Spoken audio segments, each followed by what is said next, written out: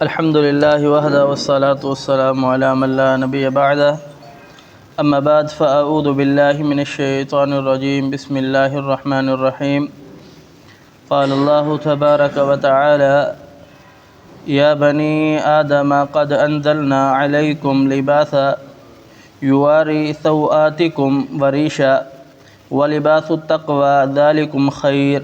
ذلك من آيات الله لعلهم يذكرون یا بنی آدم، اے اولاد آدم، قد بے شک یقیناً انزلنا ہم نے نازل کیا علیکم تم پر لباساً لباس یواری سوآتکم وریشا جو تمہاری شرمگاہوں کو ڈھانپتا ہے اور تمہارے لیے زینت کا باعث ہے،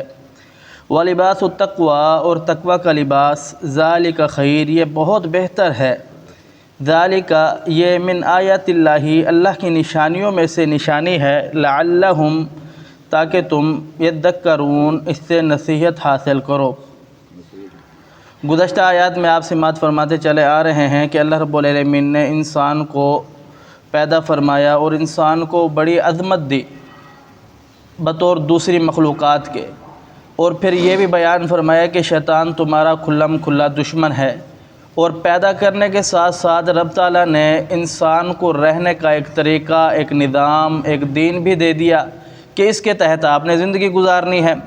اب جب بندے کو اللہ رب العالمین نے پیدا کیا ہے، اب اس نے ایک نظام دین دے دیا ہے، اس کے تحت زندگی گزارنی ہے، تو یہی انسان کے لیے کامیابی ہے۔ اللہ رب العالمین بیان فرماتا ہے وَمَا خَلَقْتُ الْجِنَّ وَالْإِنسَ إِلَّا لِيَعْبُدُونَ میں نے جن اور انسانوں کو پیدا کیا صرف اور صرف عبادت کے لیے۔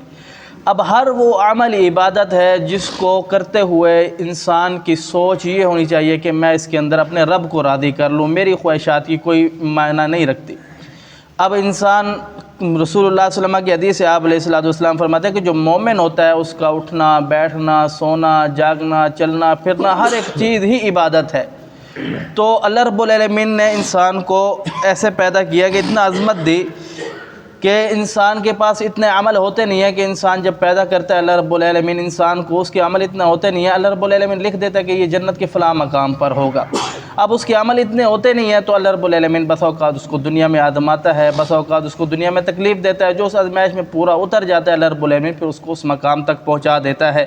یہاں اللہ رب العالمین بیان فرماتا ہے یا بنی آدم، اے آدم کی اولاد، قد انزلنا یقیناً ہم نے تم پر علیکم تم پر لباساً لباس اتارا، یواری سوآتکم وریشا جو تمہارے لیے زینت کا باعث ہے اور تمہاری شرمگاہوں کو بھی ڈھانپتا ہے۔ جناب رسول اللہ صلی اللہ علیہ وسلم نے بیان فرمایا کہ ہر وہ شخص جنت میں نہیں جائے گا جس نے ذرہ برابر بھی اکڑا اور اللہ رب العالمین کے سامنے تکبر اختیار کیا۔ تو رسول اللہ صلی اللہ علیہ وسلم سے ایک صحابی عرض کرنے لگا یا رسول اللہ ہر انسان چاہتا ہے کہ میں خوبصورت لگوں، وہ لباس بھی اچھا پہننا چاہتا ہے، کپڑے بھی اچھے پہننا چاہتا ہے، چپل بھی اچھی پہننا چاہتا ہے، تو کیا یہ تکبر ہے؟ تو آپ علیہ السلام نے فرمایا نہیں، یہ تکبر نہیں ہے، لباس اچھا پہننا، اپنے آپ کو خوبصورت اور مدین رکھنا یہ تکبر نہیں ہے۔ تکبر یہ ہے کہ حق جو ہے اس کو جھٹلا دینا۔ آپ کو پتہ ہے کہ یہ بات سچی ہے لیکن اس کے باوجود آپ اپنی انا کے اندر آ کر کے کیونکہ مجھے یہ سوٹ نہیں کرتی یا میرے رشتہ داروں کے ساتھ یہ بات نہیں مل رہی یا مجھے نقصان آ رہا ہے لہذا میں حق کو تسلیم نہیں کرتا، حق کو جھٹلا دیتا ہے، پھر باطل کو اختیار کر لیتا ہے، یہ تکبر ہے اللہ رب العالمین کے ہاں۔ اور دوسرا اپنے تہبند، اپنے شلوار، اپنے کپڑے کو نیچے لٹکانا یہ تکبر ہے۔ جناب ابی ہریرہ رضی اللہ تعالیٰ عنہ بیان فرماتے ہیں کہ رسول اللہ صلی اللہ علیہ وسلم نے بیان فرمایا ایک شخص گھر سے نکلا اور باہر زمین پر چل رہا تھا اور اکڑ کر کے چل رہا تھا اور اپنے خوبصورت بالوں کو دیکھ کر کے اپنے تہبند کو نیچے تکبر کی وجہ سے لٹکا رہا تھا۔ اللہ رب العالمین نے اس کو زمین میں دسایا اور قیامت تک کے لیے وہ دستہ چلا جائے گا۔ جناب رسول اللہ صلی اللہ علیہ وسلم کی حدیث سے آپ علیہ السلام نے فرمایا کہ ہر وہ شخص لعنتی ہے جس کو اللہ رب العالمین نے مرد بنایا اور پھر وہ عورتوں کی مشابہت کرے لباس پہن کر کے یا پھر ایسی زیب و زینت اختیار کر کے جو عورتوں کی مشابہت میں ہو، اور فرمایا کہ ہر وہ عورت لعنتی ہے جس کو اللہ رب العالمین نے عورت بنایا اور پھر وہ مردوں کی مشابہت کرے۔ آج ہم یہ چیز بہت عام دیکھتے ہیں کہ ہم تو کہتے ہیں کہ ہم تو نہیں کرتے، ہم اپنے موبائل کے اندر، گھروں کے اندر، ٹی وی، اس کے اندر یہ دیکھتے ہیں کہ ایسے عورتیں جو مردوں کی طرح لباس پہنتی ہیں، ایسے مرد جو عورتوں کی طرح لباس پہنتے ہیں۔ ہم کہتے ہیں اس کے اندر ہمارا کیا لینا دینا؟ ہمارا لینا دینا ہے، ہم ان کو اس گناہ پر ابھار رہے ہیں، ہم ان کو تقویت دے رہے ہیں کہ ہمیں آپ کی یہ زیب و زینت جو اختیار کرو ہمیں اچھا لگتا ہے، لہذا آپ اور کرو۔ اگر ہم دیکھنا چھوڑ دیں تو وہ کرنا چھوڑ دے۔ لہذا اللہ رب العالمین نے اس شخص کو لعنتی قرار دیا جو شخص عورت کی مشابہت کرے، مرد ہو، اور اس عورت کو لعنتی قرار دیا جو عورت ہو اور مرد کی مشابہت کرے، اور پھر جو دیکھنے والا ہے وہ بھی اس کا حصے دار ہے۔ یہی وجہ ہے کہ آپ علیہ الصلوۃ والسلام نے فرمایا ہر وہ شخص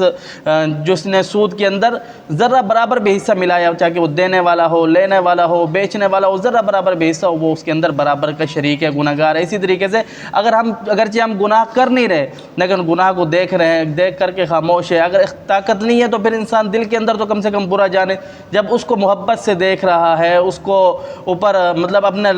دیکھ کر کے اس کو یہ باور کرا رہا ہے، محسوس کرا رہا ہے کہ ہمیں یہ اچھا لگتا ہے، تو لہذا ایسی چیزوں کو بھی چھوڑ دینا چاہیے جس کے اندر اللہ رب العالمین کی اور اس کے رسول کی نافرمانی ہو رہی ہو۔ یہاں اللہ رب العالمین بیان یہ فرمانا چاہ رہے ہیں کہ ہم نے تم کو لباس دیا، لباس تمہارے لیے بطور زینت ہے، اور آج ہم نے اس زینت کو اتارنا شروع کر دیا ہے، اور تاکہ اگر لباس پہنتے بھی ہیں تو ایسا لباس پہنتی ہے کہ جو لباس نہ لگے اور وہ لباس پہننے سے زیادہ ہی بے شرمی کا باعث ہوتا ہے۔ لہذا اللہ رب العالمین نے بیان فرمایا کہ لباس تقوی ہے، اور تقوی والا لباس پہنا جائے۔ تقوی والا لباس یہ ہے کہ دوسری جتنی بھی چیزیں ہیں ان کے سامنے جب بھی آپ کے دل کے اندر ان کی خواہش آ جائے تو پھر اس کو کیا کرنا چاہیے؟ یہ سوچنا چاہیے کہ یہ میرے اس عمل کے ساتھ اللہ رب العالمین کہیں ناراض تو نہیں ہو رہا۔ اس کو تقوی کہتے ہیں، اللہ کا ڈر، اللہ کے ساتھ جو اللہ کے ساتھ خشیت، اس کو تقوی کہتے ہیں۔ اللہ سمجھنے عمل کی توفیق دے۔ قول قولی ھذا استغفر اللہ لی ولکم ولسائر المسلمین۔